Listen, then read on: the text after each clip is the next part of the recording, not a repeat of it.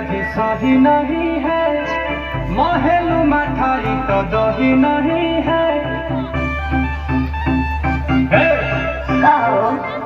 लागे मिजाज आज सही नहीं है, महलू मठाई तो दही नहीं है।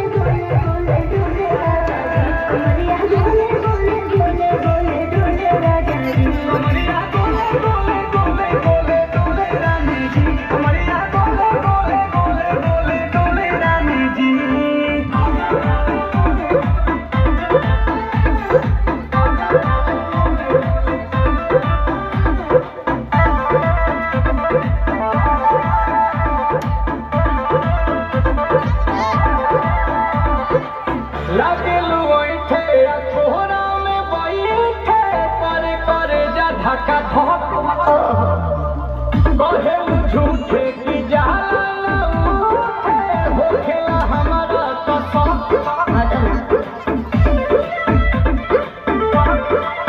सुनो नया जी सैया दवा हमरे जी सैया फटाफट ला दो जाके मेरे जी सैया बात तू मीठी मीठी बोले राजा जी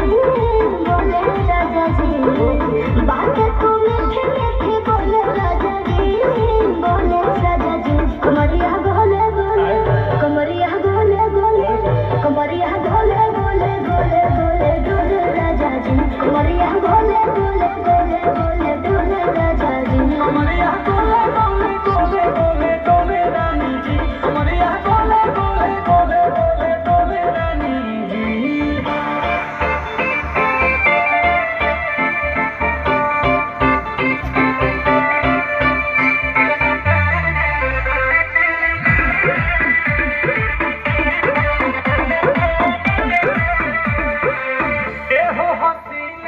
साहबों के बीना सीना से जलुआ के शॉट होला।